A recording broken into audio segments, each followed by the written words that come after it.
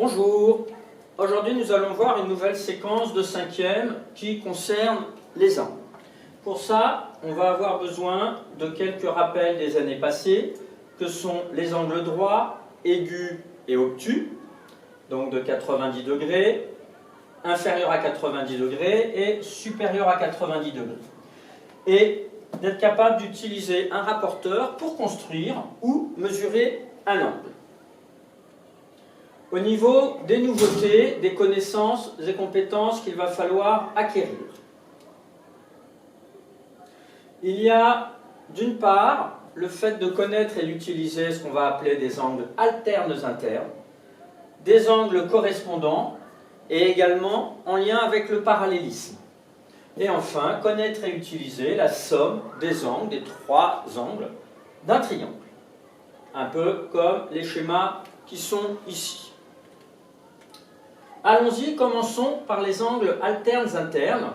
On en profite pour faire attention. Il y a toujours un trait d'union et c'est au pluriel. Les angles alternes internes vont fonctionner en couple, donc par deux. Petit 1, définition. Il va nous falloir déjà deux droites, ici que j'ai appelées D et D', qui vont être coupées par une autre droite, on va dire que c'est une séquente, que j'ai appelée petit s, en deux points A et B. Voilà deux droites, quelconques, et on va donc les couper par une séquente que j'ai appelée S, en deux points A et B. À ce moment-là, les angles alternes internes qui ont pour sommet A et B. Ça, c'est le premier point important. C'est deux angles. L'un va avoir pour sommet A, l'autre va avoir pour sommet B. C'est obligatoire, ils ne peuvent pas avoir un même sommet. Deuxième information importante, ils vont être situés de part et d'autre de S. Ça veut dire l'un va être d'un côté de la droite S et l'autre va être de l'autre côté. Un peu, on pourrait dire alternativement d'un côté et de l'autre. Et dernière information, ils vont être également situés entre les droites D et D'. Donc entre ces deux droites. Donc ils sont forcément dans cette zone-là. Donc trois informations, un sommet différent, l'un d'un côté, l'autre de S, et forcément entre D et D'. Alors si par exemple j'en trace un, donc il y a pour sommet A, il est bien entre les deux droites, et il est de ce côté-là, de la droite S. Donc l'autre va être forcément en B, toujours entre ces deux droites, et de l'autre côté de la droite S, donc il va forcément être ici.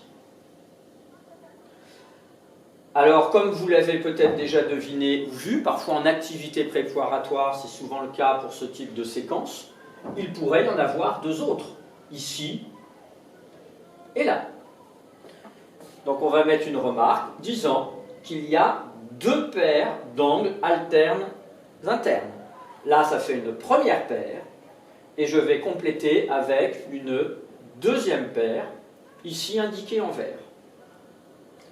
Cette définition est importante, elle va être très utilisée dans des exercices que vous allez avoir à faire. Donc comme d'habitude, je mets un trait rouge pour indiquer que c'est à savoir par cœur. Passons à une première propriété admise, que l'on ne démontrera donc pas. Si cette fois-ci, nos deux droites, toujours des primes, j'ai gardé le même nom, ça pourrait être d'autres noms, mais là j'ai choisi de garder le même nom, elles sont parallèles. Donc ça, c'est une nouveauté. Et toujours coupées par une séquence S, donc ça ne change pas. Et bien à ce moment-là, et là aussi vous l'avez peut-être découvert en activité préparatoire, il va y avoir une particularité. Peut-être que vous l'avez deviné, la particularité. Donc, comme donnée, au départ, on a deux droites. Ici, on sait qu'elles sont parallèles. Et elles sont coupées par une séquente. Et bien à ce moment-là, grâce à la propriété qu'on va compléter dans quelques secondes, on aura obligatoirement, dans tous les cas, comme conclusion, que les angles alternes-internes seront de même mesure. D'où le codage là que j'ai rajouté, alors qu'à la diapositive ce n'était pas le cas, les droites n'étaient pas parallèles. Donc je complète ici la fin de ma propriété. Alors les angles alternes internes, quelle forme, ont même mesure. Quelle forme, ça veut dire les droites.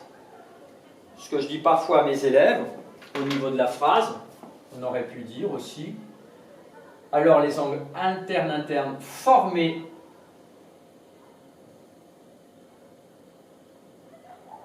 par ces droites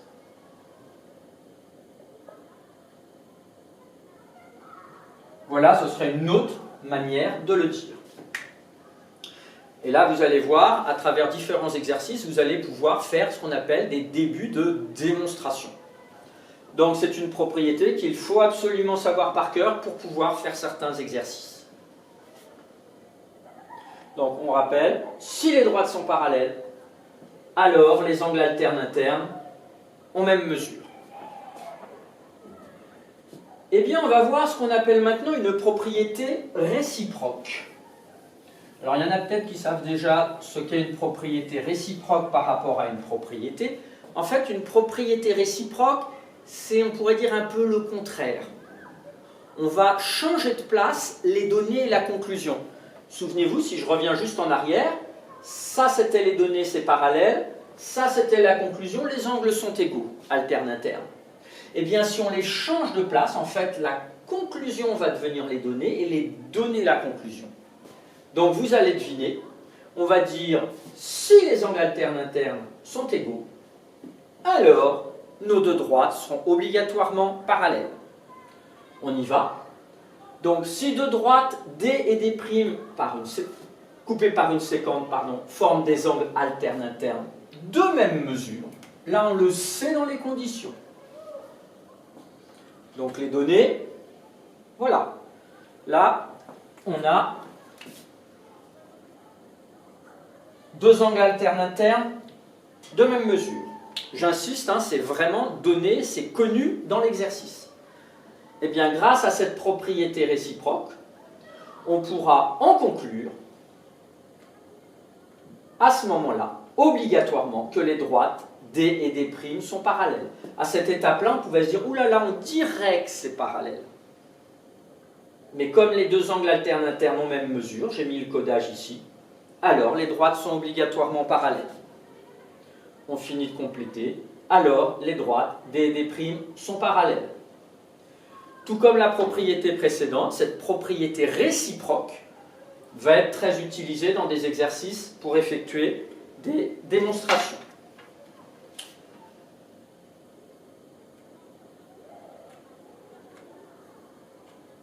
Passons maintenant au deuxième type d'angle, les angles correspondants. Là aussi, souvent découverts en activité préparatoire. Il y a des exercices d'activité très simples pour comprendre ce que c'est des angles correspondants. Ils vont aussi par paire, donc par deux.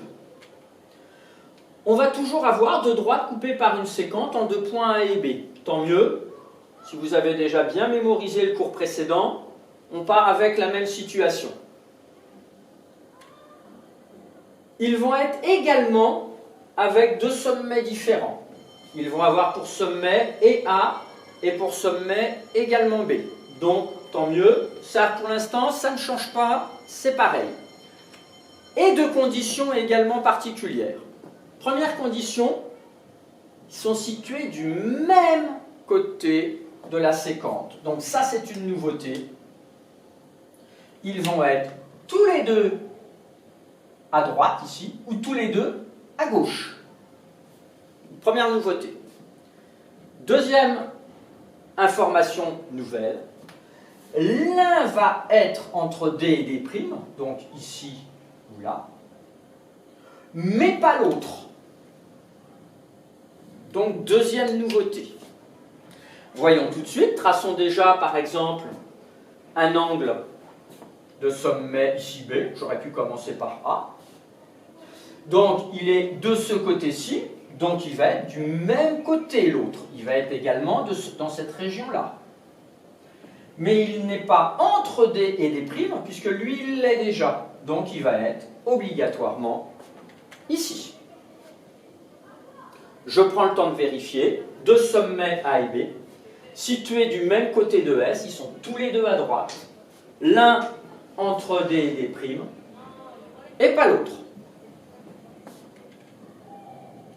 À savoir par cœur.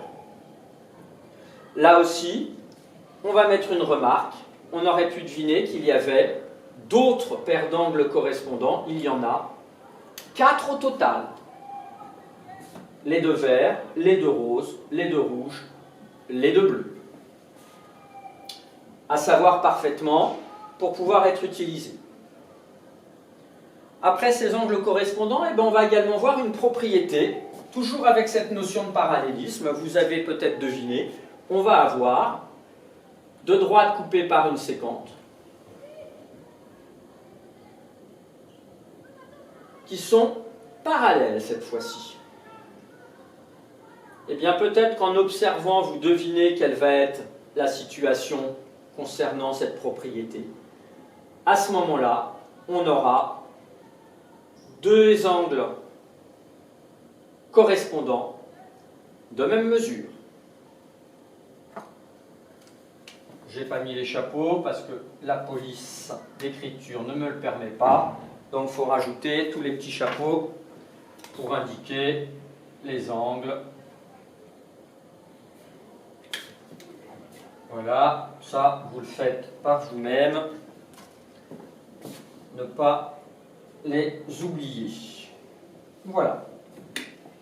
Donc on peut compléter ici. Alors les angles correspondants qu'elles forment, de même là on pourra écrire les angles correspondants formés par ces droites ont même mesure. Donc propriété importante à connaître, donc elle est quand même très proche de celle avec les angles alternes internes. Tant mieux, ça va faciliter la mémorisation. Et tout comme il y avait une propriété avec les angles correspondants, on a vu qu'il y avait la réciproque, et bien ici également, il va y avoir la propriété réciproque où on va modifier les données et la conclusion. Donc pour l'instant, au départ, on ne sait pas qu'elles sont parallèles, mais les angles correspondants, on sait qu'ils sont de même mesure.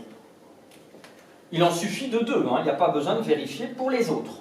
Donc on a un couple d'angles correspondants, ils sont égaux, donc on va pouvoir affirmer, grâce à cette propriété réciproque, que nos deux droites sont obligatoirement parallèles. Voilà concernant ces deux grands types d'angles et le lien avec une particularité qu'est le parallélisme. Bien sûr, il va falloir s'entraîner à reconnaître des angles alternes internes ou des angles correspondants, savoir aussi en tracer, et puis utiliser dans différentes propriétés. Ah, j'avais oublié de rajouter ce petit bout de phrase, vous complétez ceux qui avaient oublié. Donc c'est aussi une propriété réciproque qu'il faut connaître pour pouvoir l'utiliser.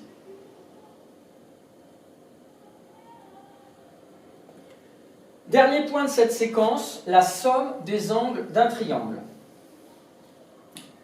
Très importante et également qui va être très utilisée. Donc on se rappelle, dans un triangle, il y a trois angles. Si on a un triangle,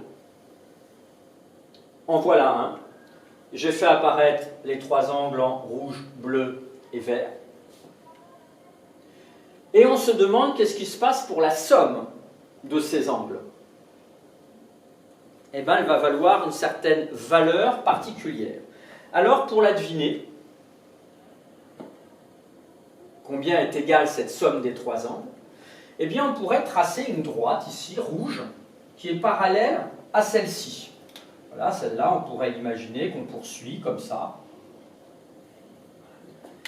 Eh bien, grâce aux connaissances qu'on vient de voir avant, dans le grand 1 et le grand 2, on pourrait se dire, à ce moment-là, que l'angle, je vais prendre déjà ces deux angles rouges, si on imaginait les droites qui se prolongent par les côtés, on oublie ce qui reste là, là on ne regarde pas, et bien ces deux angles rouges sont alternes, internes. Et on a tracé une droite rouge grâce au quadrillage qui est parallèle à ce côté-là. Donc on sait que ces deux angles sont donc égaux. De même, si on cache ici et qu'on regarde les deux angles verts, ils sont aussi alternes-internes. Et comme encore la droite rouge est parallèle à ce côté-ci, on peut affirmer qu'ils sont de même mesure.